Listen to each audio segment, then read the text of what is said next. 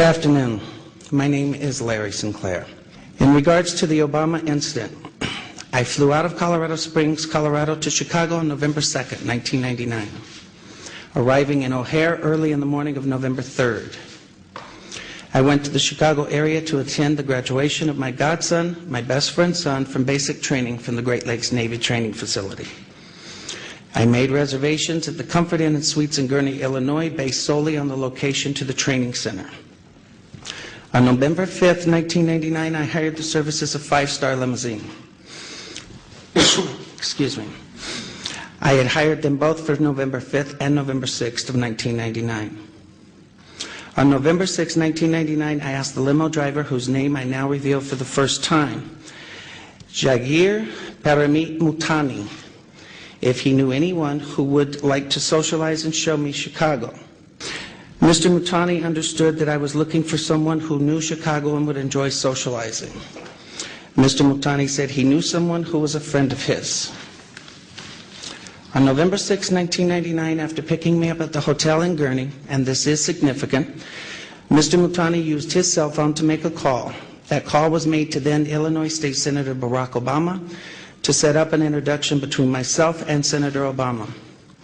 Upon arriving at the bar and exiting the limo, Senator Obama was standing next to Mr. Mutani, and I was introduced to Senator Obama by name. Later that evening in a bar which I believe was called Alibis, and I state believe because I have failed so far to get Citigroup to provide the credit card receipts that has the actual name. I mentioned I could use a line or two to wake up. Senator Obama asked me if I was referring to coke, and I stated I was. After stating I was, Obama stated he could purchase cocaine for me and then made a telephone call. This too is significant, from a cell phone to a presently unknown individual, during which Senator Obama arranged the cocaine purchase. Senator Obama and I then departed the bar in my limousine and proceeded to an unknown location where Senator Obama exited the limousine with $250, which was provided to him by me. Returned a short while later with an 8-ball of cocaine, which he gave to me. I did ingest a couple of lines of cocaine, and shortly thereafter, Senator Obama produced a glass cylinder pipe and packet of crack cocaine from his pocket. Obama then smoked the crack cocaine. I performed fellatio on Senator Obama in the limousine during the time Senator Obama was smoking crack cocaine, after which I had the driver take me to my hotel, the Comfort Suites, Gurnee, Illinois. The following day, November 7th, 1999, Senator Obama appeared at my hotel room, unannounced, uninvited, where we again ingested cocaine, and I again performed fellatio on Senator Obama. Significantly, both the driver's telephone call to Senator Obama and his call to the drug dealer should appear on the driver's and Senator Obama's cell phone billing statements. In the fall of 2007, September 2007, I contacted the presidential campaign of Barack Obama to request solely that Senator Obama publicly correct his stated drug use record to reflect his use of crack cocaine with me in November of 1999. When I made the first contact, I left with the presidential campaign of Senator Obama a telephone number for the campaign to return my call. The first number I provided was a Texas cell phone number. From the period of Labor Day weekend 2007 through November 18th of 2007, I did provide a total of 4 different callback numbers to the Obama campaign. As I had moved and I had changed the numbers to reflect locally my place of residence at the time. In late September to early October 2007, I received a call from a male who identified himself as a Mr. Young, stating he was calling in regards to calls I had made to the Obama campaign.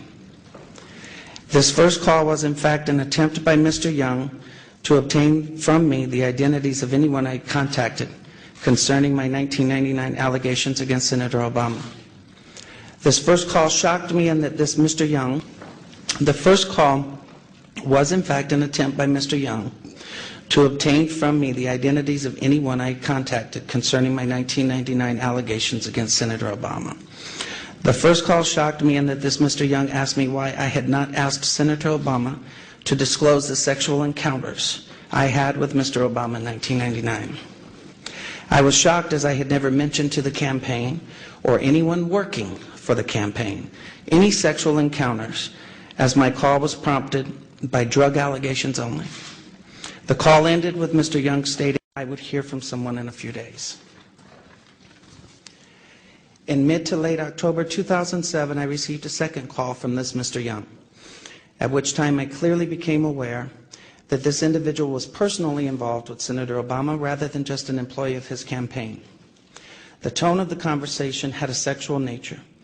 Mr. Young did not once advise me how he obtained my phone number, which by this time had now changed to a Delaware number.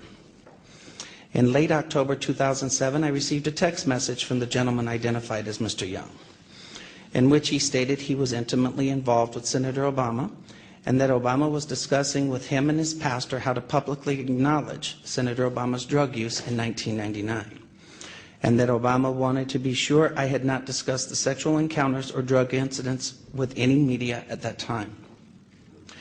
In mid to late November 2007, in another text message from Mr. Young, he advised me that Senator Obama will publicly correct his statement as to the last time he used drugs, and I did not need to concern myself with publicly disclosing it myself.